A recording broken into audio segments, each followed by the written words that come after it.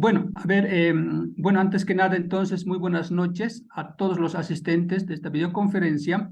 Bueno, quien les habla, Simón Choque Montán, coordinador del programa del Diplomado en Pedagogía Intracultural, Intercultural y Comunitaria del posgrado de la Facultad de Humanidades. Quiero iniciar en principio saludando a todas las personas que nos acompañan en esta noche en sala, principalmente a nuestro invitado especial, el maestro Grimaldo Renfifo Vázquez. Asimismo, está con nosotros también el licenciado Ariel Guarayo Morales, coordinador del programa de licenciatura en Educación Intercultural Bilingüe. También a los colegas docentes y estudiantes del Diplomado en Pedagogía Intracultural, Intercultural y Comunitaria en su primera versión. Y también al personal de la Fundación PROIP Andes, sobre todo a la directora licenciada Noemí Mengoa, por su apoyo con la plataforma Zoom. Y bueno, pues a todos los amigos, compañeros que nos acompañan en esta noche, sean todos y cada uno de ustedes bienvenidos a esta videoconferencia, ¿no? Titulada ¿Qué principios de la transmisión de los saberes comunitarios podrían proponerse como principios de una pedagogía intercultural, ¿no? Entonces, ese es el tema principal que nos reúne en esta noche.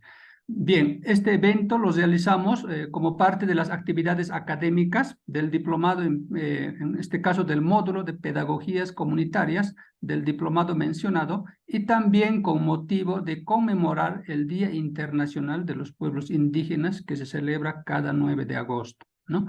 Entonces, para continuar, quisiera también brevemente dar la palabra al coordinador del programa de licenciatura en Educación Intercultural Bilingüe, al licenciado Ariel. Estimado licenciado Ariel, adelante, por favor. Chisi kachun tukuy kankunapaq munasqa masikuna, hinamantapis chisi kachun yachachiq Grimaldo Rengifo Vázquez, ancha kay tuta kusisqa kasani. Muy buenas noches, queridos hermanos, hermanas, estimados participantes, colegas. Muy buenas noches, maestro Grimaldo Rengifo, un placer, pues, un honor saludarlo desde acá, desde Cochabamba, bueno, desde la coordinación de la licenciatura en Educación Intercultural Bilingüe. Es una alegría tenerlo esta noche y pues hemos querido, en el buen sentido de la palabra, aprovechar este espacio para no simplemente sea pues aprovechado por estudiantes del diplomado, de nuestro diplomado, sino también hemos hecho extensiva la invitación a los otros semestres. Y pues va a ser un placer escucharlo, maestro.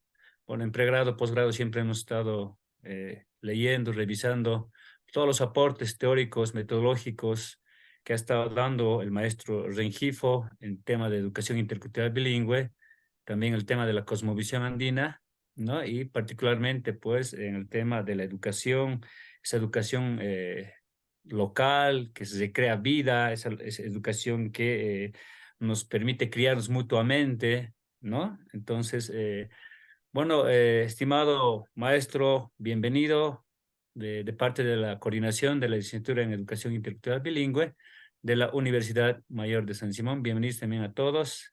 Y pues un placer va a ser escucharlo, maestro. Un abrazo virtual hasta donde se encuentre. Pachi, Pachi, Pachi Simón. Pachi, gracias, estimado Ariel. Bien, a continuación, entonces, con mucha alegría tenemos, ¿no?, la presencia de nuestro invitado especial, el maestro Grimaldo Renfifo Vázquez, a quien le agradecemos muchísimo su aceptación de compartir parte de su experiencia en esta videoconferencia. Nuestro invitado especial es educador, ya, escritor e investigador peruano, autor de numerosos libros sobre cosmovisión andina, afirmación cultural y fundamentalmente lo que es la educación intercultural bilingüe. Es licenciado en Pedagogía y Humanidades, Biología y Química, egresado de la maestría en Filosofía con mención en Historia de la Universidad Nacional Mayor de San Marcos. También tiene un diplomado en Antropología en la Pontificia Universidad Católica del Perú. Es ex miembro del Consejo Nacional de Educación en Perú y uno de los fundadores del proyecto andino de tecnologías campesinas, que es PRATEC, ¿no? Entonces, estimado maestro Grimaldo, te damos la más cordial bienvenida al posgrado de la Facultad de Humanidades y Ciencias de la Educación de parte del director, doctor Johnny Haldín. Agradecemos muchísimo tu presencia y te damos la palabra, por favor. Adelante, mi querido maestro. Muy buenas noches con todas y todas nuevamente. Un placer, Simón. Aquí estamos para compartir con ustedes algunas ideas sobre este tema solicitado, que son los principios, ¿no?, para una pedagogía. Voy a tratar de que estos temas más bien emerjan de algunas consideraciones previas que me parece muy importante tener en cuenta para lo que podríamos llamar una pedagogía intercultural, ¿no? Yo les he enviado un PPT, quisiera, por favor, si me pueden ayudar a pasarlo para poder conversar y seguir la secuencia allí esbozada, ¿sí? Miren ustedes, yo tengo la impresión que cualquier principio respecto a una pedagogía intercultural cara al siglo en que vivimos, tiene que tener en cuenta que todavía el proyecto educativo, cuando menos el que yo observo de mi país, que voy a hablar desde ahí, yo lo veo muy pegado todavía a este proyecto educativo que subyacía al proyecto civilizatorio occidental moderno, que era en realidad educar o capacitar o entrenar una persona para que se incorpore dentro del aparato industrial moderno, que en ese momento empezaba a implementarse en pleno proceso de industrialización, pero con un fin muy claro, que era dominar a la naturaleza. Cuando uno revisa muchos textos del propio currículo educativo, todavía puede ver un lenguaje saturado en que el hombre es el que maneja la naturaleza, ¿no? En que el hombre hay que explotar nuestros recursos naturales, todavía se habla, ¿no? Entonces está cargada de una suerte de antropocentrismo extremo el propio currículo educativo. Es decir, desde pequeño, desde inicial, ya a niños y niños se les inculca que la naturaleza es un recurso a ser manejado. La próxima, por favor. ¿Sí? La próxima lámina, por favor. Sí. Entonces, por ejemplo, ¿no? Este tema de la relación entre humano y naturaleza es obviamente moderno, ¿no? Primero, la naturaleza fue un objeto. Objeto es todo aquello que está fuera y debajo del hombre. Esto fue la primera cosa que se necesitaba cambiar en las propias maneras de ver la naturaleza, en la propia modernidad europea, ¿sí? Entonces, luego ya en fines del siglo XVIII, el concepto de objeto fue cambiado por el concepto de recurso, y la noción de recurso se romantizó. Antes significaba recurso lo que podría ser un puque, un manantial. Hoy día el recurso es todo lo que está fuera del hombre y está a su disposición. Entonces, y es común hasta ahora, antes se hablaba de explotación de recursos. Yo todavía he sido educado, he sido capacitado, manejo de explotación de vacunos, explotación del agua, explotación forestal. Todavía, si ustedes ven los textos del siglo pasado, hasta el año 80, hasta el año 90, todavía se hablaba. El año 92, en Río de Janeiro, empieza a haber ya una preocupación, dado la crisis ecológica que ya advertíamos en esa oportunidad. Representantes de 192 países se reúnen en Río de Janeiro y empezar a explorar. Y muchos en esa época consideraban que gran parte de esta relación con la naturaleza estaba en el propio lenguaje. Como me decía Iván Illich en alguna oportunidad, me decía Grimaldo, la primera contaminación no está en la naturaleza, está en la mente. ¿Y quién es el que inculca e inclusive cambia las maneras de ver de una niña o niña quechua que viene hablando de que el agua es mi madre? No, el agua es Yacumama, el agua es vivo, y entonces si hay rituales para vincularse en relación con el agua. Ya entra a la escuela. En quechua, muchas veces, en diferentes idiomas, el agua empieza a ser llamada de otro modo. El agua ya es un compuesto de 2 moléculas de hidrógeno y una de oxígeno. ¿Me explico? Entonces, el agua cambia y empieza a ser H2O. Entonces, como H2O yo puedo ser manejado. El agua deja de tener madre, deja de tener familia, deja de tener colores. ¿Me explico? Y empieza a ser el agua es una molécula incolora, inodora, insípida. ¿Me explico? Entonces, todo eso, ¿dónde ocurre? En la institución educativa. Entonces, yo tengo la impresión que cualquier proyecto, cualquier principio, ha de tener en cuenta lo que está pasando. Pero fíjense, fue mucho más allá este proyecto. A finales del siglo XIX, ya el hombre era también considerado, igual como la naturaleza, como un recurso. Y yo recuerdo que todavía hace 30 años, muchas feministas han puesto en las distintas instituciones educativas, no me trates como un objeto. Y hasta ahora todavía está eso. Pero ¿qué pasa? En el Ministerio de Educación de mi país, la oficina donde tratan los temas que tienen que ver con las relaciones laborales es la Oficina de Recursos Humanos. En el Ministerio de Educación, el humano ya es considerado un objeto a disposición. Entonces es lógico que luego tenga un precio. Y al igual que la naturaleza que se ha mercantilizado, también el humano se ha vuelto una mercancía. Entonces, ¿qué pasa con este proyecto? Este proyecto ya colapsó. Y sin embargo, cuando nosotros revisamos el currículo educativo, hoy día, por tanto, se sigue usando este tipo de conceptos que denotan una relación de jerarquía, de dominio del hombre con la naturaleza. Es un concepto antropocéntrico. Entonces, cuando me dicen a mí hay un principio a tener en cuenta una pedagogía, es abandonar este antropocentrismo a favor de otra noción vinculada al respeto entre humanos, a una posición biocéntrica. ¿Sí? La próxima lámina, por favor, si me puede, Simón. No, imagínate, también lo que tenemos nosotros es justamente esto, ¿no?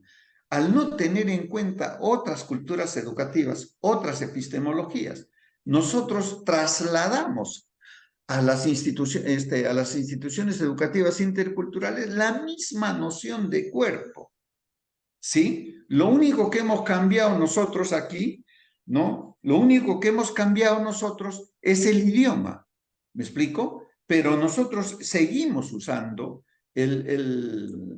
esta manera de ver la naturaleza, ¿no? Y particularmente el cuerpo, disectados en aparato y sistema, incluso explicado en 2 idiomas, sin la referencia al cuerpo quechua, vivenciado como un tejido. ¿No? ¿Qué cosa es la tierra? La tierra es mi madre, ¿no? Y acabamos de celebrar, y estamos celebrando en agosto, esta relación entre humanos y naturaleza con una nueva forma, pero nosotros vamos ahorita a ver cuáles son las láminas que están en la pared de las aulas. Vamos a ver esta lámina en idioma quechua, ¿me explico? Entonces, ¿y dónde está el otro cuerpo?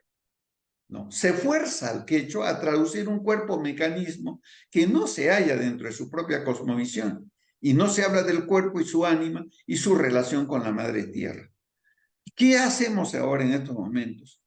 ¿No? Ni afirmamos lo propio, porque uno ve, hay inclusive esqueletos que están ahí en quechua, ¿no? Entran las mamitas ahí y ven eso y se persignan y salen del aula. ¿Me explico? Porque no se pueden imaginar que ese sea el cuerpo que ellos tengan. ¿Dónde están las otras compresiones del cuerpo que tiene una madre? Por supuesto que no está. Entonces, ¿qué pasa? Este proyecto moderno se ha incrustado en el currículo, incluso de educación intercultural, lo ha subsumido, ¿sí? Y no ha dejado, digamos, que las otras comprensiones culturales estén. Podría ser esto interesante para decir, miren, así ve la modernidad del cuerpo, pero no. El docente muchas veces dice, así es el cuerpo, ¿no? Como si hubiera un solo cuerpo, una sola manera de ver la realidad. ¿Me explico? Entonces, cuando nosotros hablamos de un principio, uno dice, bueno, vamos a tener que desmarcarnos de este bilingüismo monocultural a explorar una pluralidad, más bien cultural, donde estén los diferentes cuerpos. ¿Cómo es el cuerpo de un guaraní? ¿Cómo es el cuerpo de un aymara? ¿Cómo es? Cuando yo veo, cuando ahorita estoy en los rituales a la Madre Tierra, digo, por supuesto, que esto no está ahí, ¿no? En todo caso está, nos vamos, pero regresamos al aula y ahí está la imagen colocada. No está, o sea, el otro quedó como un ejercicio folclórico muchas veces, ¿no? Pero no como el aspecto central del currículo. La que sigue, por favor. Sí. ¿No? Entonces, por ejemplo, también, ¿no? Y esto es muy importante, cuando uno ve, ¿no? Y empieza a analizar las prácticas de siembra de papa, incluso de maíz, en una misma zona, como en el Valle de Cochabamba, por ejemplo, o las chichas de las chicheras ahí en Cochabamba, uno va y están todos haciendo chicha, definitivamente, pero la de Doña Juana es diferente a la de Doña Teresa. Todos tienen chicha, ¿ya? Todos tienen maíz, todos cultivan maíz, pero las maneras como yo cultivo el maíz, cómo yo cultivo la papa, cómo yo cultivo, estando incluso en un mismo piso ecológico, son específicas y válidas. Entonces, ¿qué pasa? Todo el lenguaje que trasunta esta propia comprensión del mundo es renuente a la generalización, sino más bien a la singularización, ¿no? Porque el arte de la agricultura es el arte de la localidad, porque cada tramito, si ustedes hacen un transecto en el valle, no van a ver que no hay una parcelita, una tierrita igual a la otra. Y todas las tierritas son diferentes. Entonces no podemos nosotros tener una práctica. La homogenización y el monocultura no nos pertenecen. Eso ha venido de fuera. No, y ha venido con todo un paquete moderno. Pero lo que nosotros tenemos es que tenemos papitas de diferente variedad y que están vinculados a cada nicho ecológico dentro del gradiente altitudinal andino.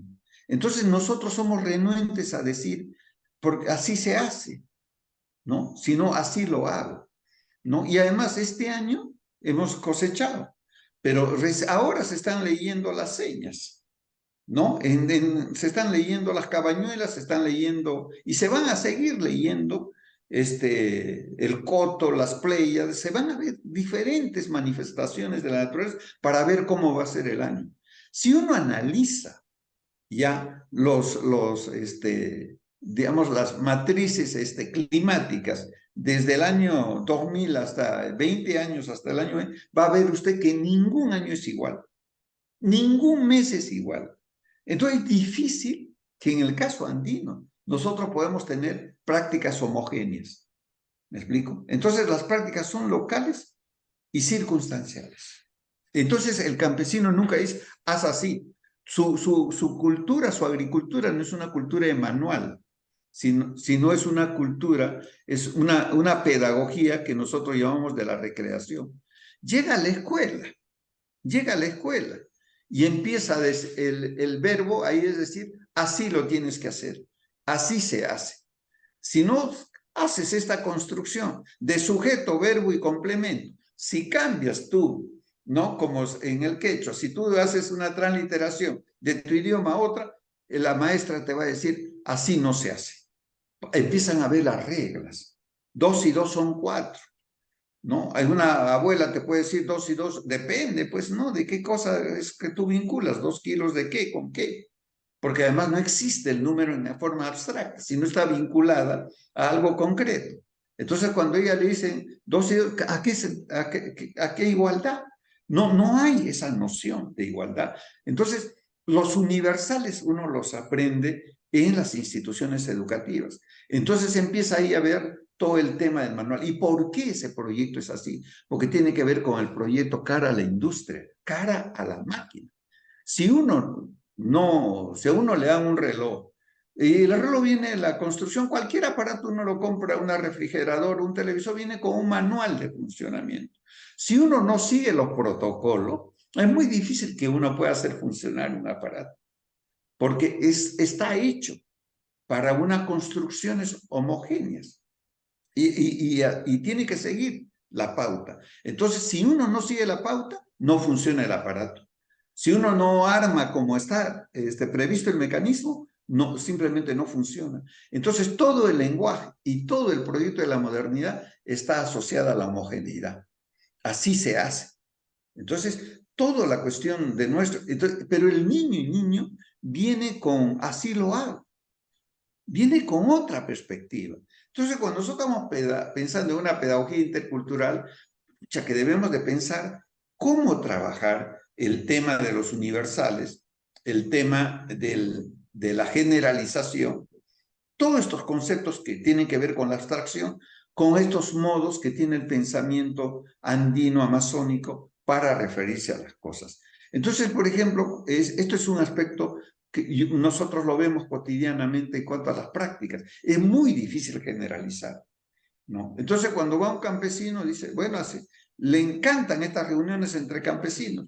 Van los campesinos de Totora al Valle de Cochabamba, bajan a Punata y ahí están, hable y hable entre ellos, pero simplemente para saber cómo lo hace el otro, no para copiar. En su chakra, él lo que hace es recrear, no repetir.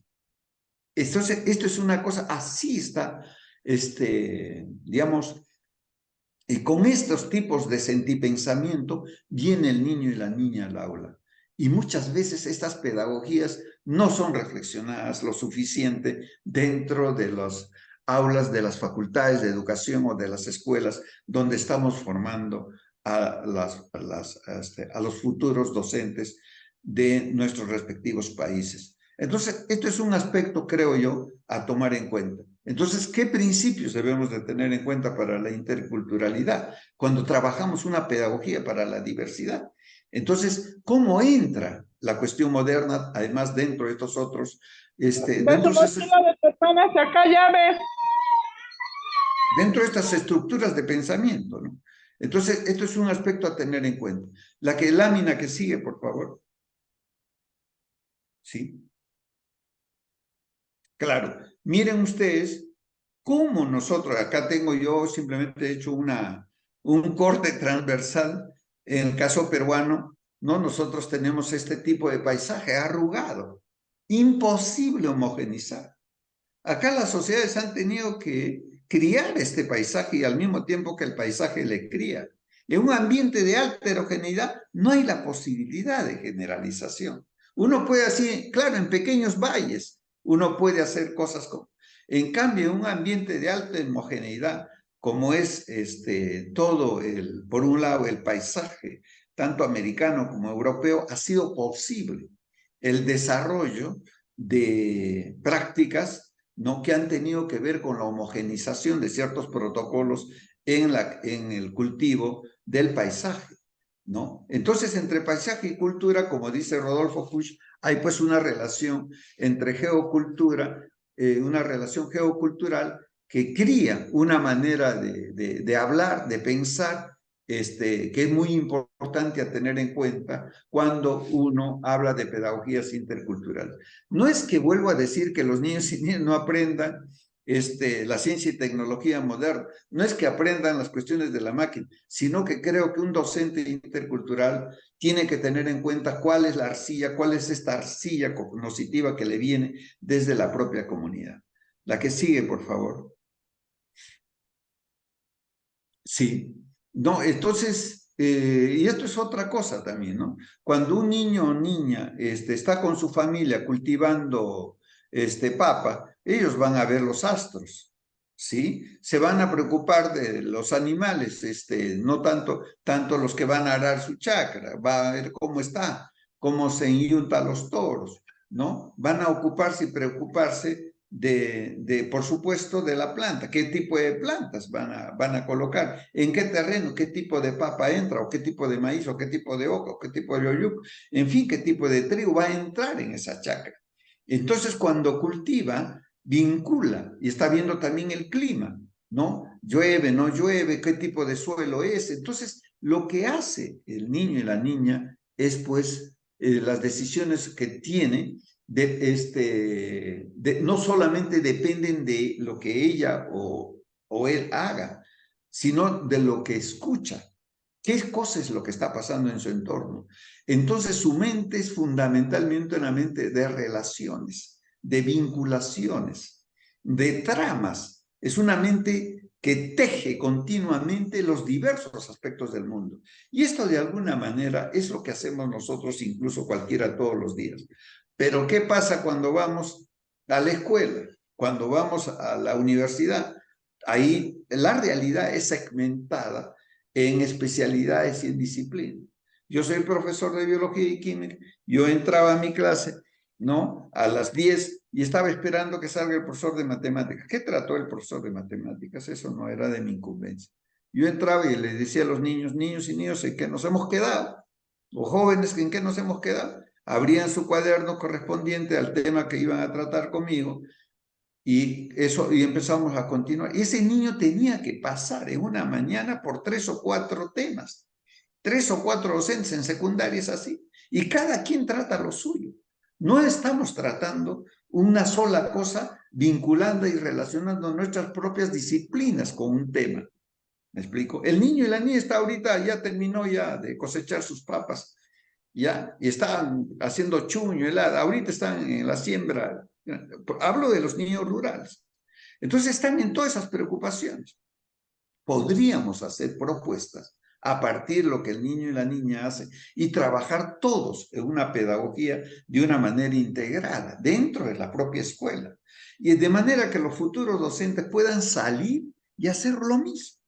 Pero ¿qué pasa? Salen y reproducen lo que han visto en la facultad, lo que han visto en la escuela o en el instituto donde han sido formados. Entonces, hay un desencuentro con este niño que viene con un pensamiento relacional, porque lo que le presenta el currículo es un pensamiento analítico. La que sigue, por favor. Esto es lo que pasa. El niño y la niña lo integra todo. Lo que hace la escuela es fragmentar la realidad, ¿no? Entonces esta vivencia pues, que tiene relacional, que lo integra, que lo vincula, hace conflicto con un currículo escolar segmentado en áreas que limite el desarrollo de competencias porque no sintoniza con esta percepción holística, totalizadora de la realidad que tiene la niñez.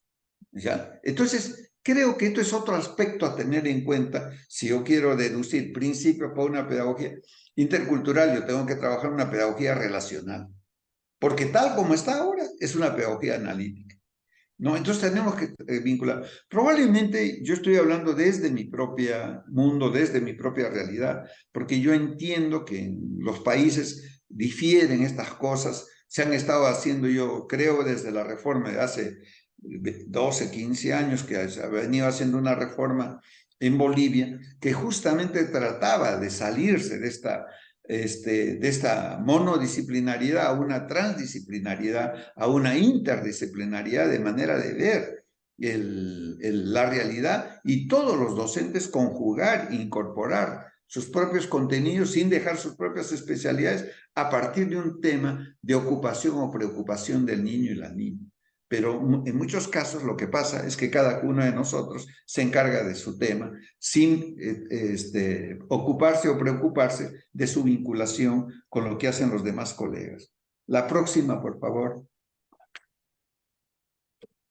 Bueno, este proyecto algún día tenía que hacer crisis, ¿no? Y hoy día eso de que un físico se ocupa de esto, el biólogo se ocupa de esto y qué sé yo, no, yo hago reventar mi bomba atómica donde me da la gana sin que eso me preocupe si tiene o no consecuencias en las mareas, en los ciclos de la biosfera, ha llevado al planeta, entre otras cosas, de esta manera a una crisis sin precedentes, ¿no? Y hoy día en realidad lo que está pasando con el calor, con el frío, con estas temperaturas extremas que está pasando en el norte, en el sur y todos nosotros, no hacen ver, no son expresiones más de una crisis de la modernidad.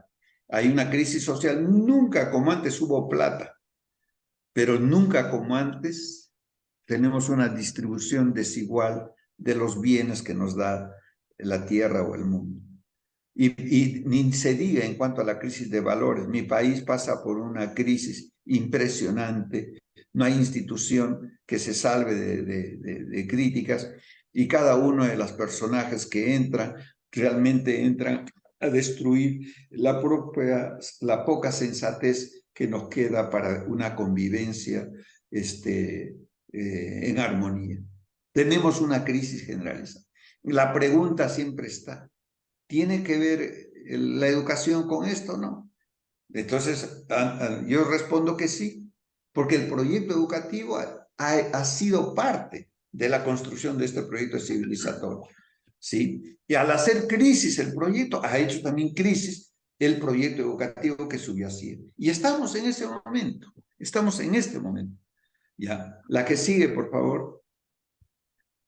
Y por tanto necesitamos mudar, ¿no? Yo tengo la impresión que necesitamos ir ya no a un proyecto que transforme la naturaleza, ¿no?, en beneficio del hombre, sino más bien al cuidado de la casa común. Entonces, un principio de una pedagogía intercultural ya tiene que ver con el buen vivir. Esto lo hemos estado trabajando en distintos países, el tema del buen vivir. Entonces, las competencias, las capacidades, como está pasando en muchos de nuestros currículos, ya tiene que ver con el cuidado de la casa común. Pero ahí es muy importante tener en cuenta que no solamente podemos ver la cultura educativa del currículo, que necesita ser repensada, sino también ver las otras culturas educativas, ¿sí? Entonces, por ejemplo, en el caso de nosotros, aquí todavía llamamos educación informal, o sea, que no tiene forma a lo que hacen los comuneros en sus propias comunidades para regenerar la vida. No tiene forma, pues cultivar 3.000 variedades de papa se hace sin forma. Eso, que el profesor Rengifo no haya reflexionado lo suficiente sobre las pedagogías que subyacen estas modalidades de regeneración del saber, no quita que no tienen su propia pedagogía estas culturas educativas. No, por supuesto que los tienen, ¿sí? Tienen sus propias epistemologías, sus propios modos de ver los diálogos de saberes, sus propias formas de ver las innovaciones. ¿Me explico? Pero aún con todo, criar la casa común hoy día pide el saber, la concurrencia del saber hacer de todas las tradiciones. No es suficiente la nuestra, ¿sí? Por más valiosa que sean nuestras prácticas andinas y amazónicas, hoy día necesitamos de todo, porque las crisis han mudado, ¿no? Las crisis han mudado y hoy día tenemos fenómenos que la humanidad no conoció. Entonces necesitamos ver qué cosa tienen las otras tradiciones para en conjunto encontrar respuestas que nos puedan llevar a la construcción de una casa que podamos heredar, como para que todavía las generaciones que vengan lo vivan con una cierta comunidad y no como está sucediendo ahora, donde cada día que pasa el planeta y nuestros países se vuelven países cada vez más inciertos. Las que siguen, por favor. Sí. Entonces, esto significa que nosotros tenemos que pensar que una convivencia intercultural para una ciudadanía plena, como reza algunos proyectos educativos nacionales, tienen que entender que si la educación no se inicia y termina en las instituciones educativas, tenemos que ver que hay otras culturas educativas fuera de la cultura educativa escolar. Entonces, un principio es reconocer la diversidad epistémica. Esto para nosotros es muy importante. Y si esto es condición, pero si yo sigo considerando que la educación comunitaria, la educación es informal, no tiene forma, y la mía sí tiene forma, ¿qué diálogo de saberes puede haber si estoy partiendo de una equivalencia? Si estoy planteando una situación en la cual lo que hace el docente en el aula es mejor y superior respecto a los modos de regeneración de saberes que hace la comunidad. Muy difícil que haya diálogo en condiciones de equivalencia. El diálogo tiene como condición la equivalencia y por tanto tenemos que reconocer la diversidad epistémica que subyace en las culturas educativas. Porque de lo que se trata, que estos son caminos para el diálogo de saberes, que si queremos establecer el diálogo de saberes tenemos que entender además que inclusión no es asimilación. ¿A qué hemos entendido inclusión? Ya encerrar brechas. ¿Qué cosa es cerrar brechas? Incorporar a los que están afuera dentro del sistema. Pero yo creo que es importante incorporar, eso puede seguir siendo interesante, pero en el caso de mi país, vamos 50 años queriendo incorporar y hay más gente afuera que dentro. Este proyecto no va para más. Lo que tenemos que ver, creo que es reconocer la diversidad epistémica y entender que inclusión no es asimilación, sino respeto a la diversidad. La que sigue, por favor. Sí. Bueno, conversando con los comuneros, ellos siempre han pedido, nuestro saber es interesante, Grimaldo, pero es insuficiente. Necesitamos de todas las culturas educativas. Ahora, lo que nosotros sí pensamos es que la cultura educativa oficial, la que tenemos ahora dentro del sistema educativo, debe ser incrementar a la cultura educativa de la comunidad. Pero hay que trabajar estas epistemologías y estas pedagogías que caracterizan la cultura educativa de la comunidad y no motejarlas de informal, y hasta ahora no hemos trabajado estos saberes otros. En muchos de los casos hemos traído a los sabios, hemos dicho que ahí hay sabiduría, pero lo hemos traído al aula, pero no hemos sacado el aula del aula para hacer un diálogo con ellos en sus propias condiciones, donde se regeneran los propios saberes. Entonces, a mi modo de ver, lo que hemos estado siempre viendo a los sabios y sabias, a la cultura, como subsidiarios para tratar algún tema del currículo educativo, pero no hemos explorado estas otras culturas educativas. De manera que las competencias y capacidades de los currículos educativos se cierra a lo que podemos hacer dentro del aula. Pero cuando uno lee, ¿no?, competencias para la convivencia común, ¿qué cosa podemos hacer en el aula? La convivencia común está dentro de la propia comunidad. ¿Por qué no pensar que esas competencias y capacidades lo hace la otra cultura educativa? Y nosotros podemos tener dentro del aula otro tipo de espacios de reflexión que no los hacen ellos, de manera que podamos complementarnos en un enriquecimiento mutuo. La que sigue, por favor. Sí, y obviamente nosotros acá en el Perú todavía hablamos de un currículo por competencias, ya no puede ser unas competencias asociadas al dominio de la naturaleza, sino a la crianza de la casa común.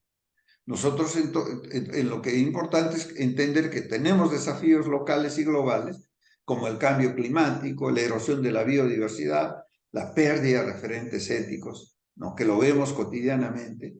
Entender que las competencias, tanto la educación oficial como la educación comunitaria, tienen que ver con la resolución de estos desafíos globales orientados a buen vivir, a recuperar este tema de la diversidad, a la regeneración del respeto y empezar a ver todo el tema de la sostenibilidad ambiental, que son algunos de los aspectos que tienen que ver con este tema del buen vivir. Uno puede ampliar más este cuadro dependiendo también de los buenos vivires que cada una de las comunidades se piensa a sí misma.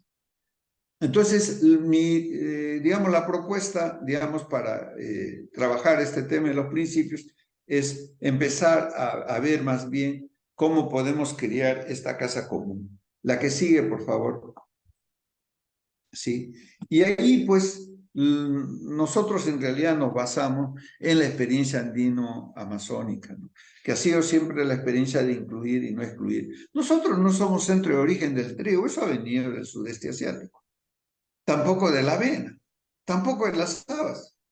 Zanahoria, cebada, arroz, eso no lo hemos tenido, eso ha venido. Y hoy día es parte de la vida agrícola de muchas comunidades. ¿A quién se le va a ocurrir decir porque el trigo viene de fuera y no es andino, vamos a sacarlo? ¿A quién se le va a ocurrir sacar las ovejitas que crían ahí los pastores, ¿no?, en las diferentes comunidades del altiplano y de los valles? ¿A quién se le va a ocurrir? Porque no son andinos, pues no son llamas, alpacas, ¿no? Entonces, ya el árabe palo es parte nuestra. Está el tractor.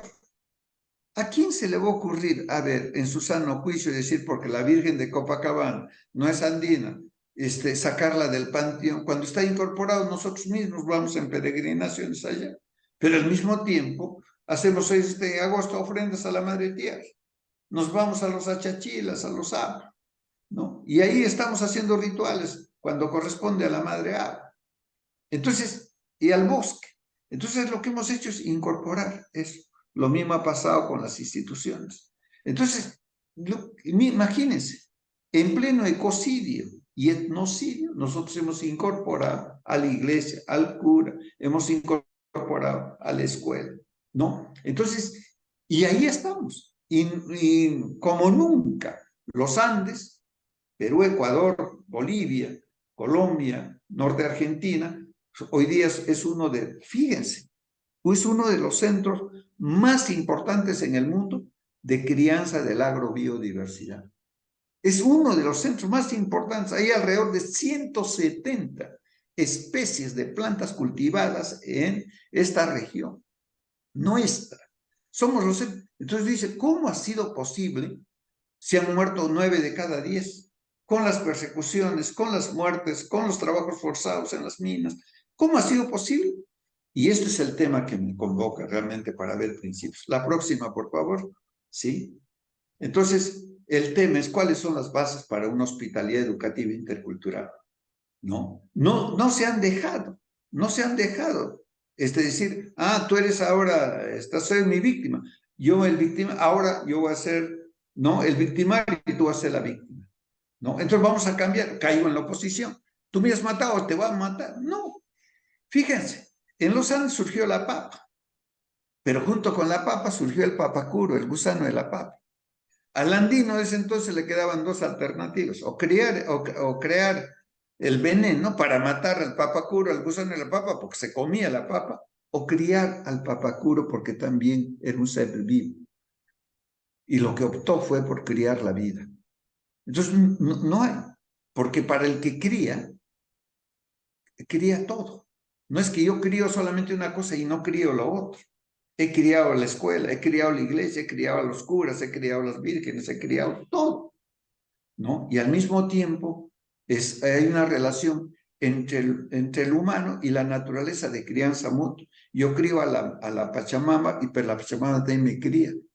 Por eso nosotros hablamos que la base es la crianza mutua. Y en la crianza mutua nadie es más.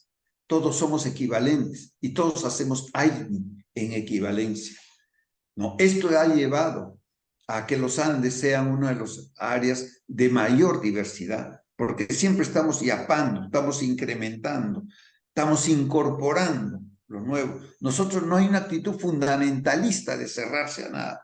Todo se viene y se prueba. Si se sintoniza, se cría, se queda, pues. Y si no, su turno será en otro momento. Y entender que esta propuesta educativa intercultural no la vamos a hacer cada uno de nosotros por sí mismos. Esto lo tenemos que hacer en ayllu, en comunidad, en familia. Esto es la otra también enseñanza andina, ¿no? No pensar que esto lo va a hacer algún iluminado. Esto lo tienen que hacer comunidades. En el caso de la pedagogía serán comunidades educativas, comunidades de pedagogos que se dediquen a pensar esto por encima de sus diferencias, ¿no? La que sigue, por favor. Sí. Muchas gracias, Simón. Muy amable de su parte. Si hay alguna pregunta, a la orden. Bien, muchas gracias, estimado maestro Grimaldo. Realmente bastante significativo los aportes que ha contribuido. Y bueno, a ver, tal vez antes de ir cesando, no sé si habría de algún participante alguna pregunta de repente. Por favor, ya que tenemos la presencia de nuestro maestro Grimaldo, podamos aprovechar también. ¿Alguien tal vez quiera hacer alguna consulta? Maestro, ¿puedo dar una aportación? Sí, claro que sí. Adelante. Bien, en primera instancia, agradezco muchísimo la gentileza de usted de haber compartido el link para poder participar escuchando al maestro. Estoy gratamente agradecida de haber escuchado todas las aportes que nos ha compartido y no dejaba yo de ver las diapositivas y de hacer una reflexión pensando en el pueblo maya del cual yo formo parte, pues pensando ¿no? en lo que él comentaba, diciendo cómo estaría esta diapositiva si fuera el pueblo maya del que se estuviera hablando. agradezco mucho en el marco del Día Internacional de los Pueblos Indígenas y en México de los afromexicanos, agradecer y decir que sigamos con fuerza y con mucho corazón construyendo por nuestros pueblos. Nuestros niños y niñas lo merecen. Y pues gracias de nueva cuenta. Bien, muchas gracias. Saludos cordiales hasta México. Qué bueno, muchas gracias, realmente una alegría. Tal vez alguien más, antes de ir finalizando. Bien, entonces, no habiendo entonces, bueno, solamente me queda realmente agradecer al maestro Grimaldo Zenfifo, realmente por los aportes, por los principios para una pedagogía intercultural. Han sido varios y algunos que he podido tomar nota también, ¿no? A ver, fundamentalmente quiero tal vez resaltar algunos que he podido anotar. Entre los principios para una pedagogía intercultural habíamos mencionado, o en todo caso nos mencionó, fundamentalmente un primer aspecto que dijo abandonar el antropocentrismo, ¿no? Segundo, pasar de lo monocultural, monolingüe, a lo que es a la pluriculturalidad y al plurilingüismo. Creo que también me pareció genial. Tercero, también nos mencionó que no se puede generalizar o homogenizar, ¿no? Porque las prácticas locales son distintas y circunstanciales, ¿no? Cuatro, otro principio que también he podido anotar ha sido trabajar en pedagogías más integrales, no fragmentadas o segmentadas, perdón, ¿no? Y bueno, a ver, otro principio también que he podido anotar, trabajar en una pedagogía relacional, ¿no? Otro principio, el buen vivir, en este caso fomentar, trabajar el buen vivir, lo que esto implicaría el cuidado y la crianza de la casa común, ¿no? De nuestra madre tierra. Y también otro que puedo anotar también es reconocer la diversidad epistémica, fundamentalmente, que sería otro principio también, ¿no? Para poder trabajar en lo que es la pedagogía intercultural. Bueno, muchas gracias nuevamente, querido maestro Grimaldo, por su tiempo, por su aceptación y bueno, a nombre del posgrado, pues le estamos muy agradecidos. Eso sería por mi parte y también agradecer siempre a la Fundación PROIP Andes, que nos ha colaborado también para que se pueda desarrollar esta videoconferencia con la plataforma Zoom, ¿no? Entonces, a cada uno de ustedes, estimados docentes, participantes, amigos, amigas, les estoy muy agradecido. Muchísimas gracias. Eso sería todo por mi parte. Muchas gracias. Gracias nuevamente, querido maestro Grimaldo. Muchas gracias, Simón, muy amables y gracias a todos y todas. Será esta otra oportunidad. Muy amable de su parte. Buenas Gracias, noches. claro que sí, maestro. Buenas noches. Muchas gracias.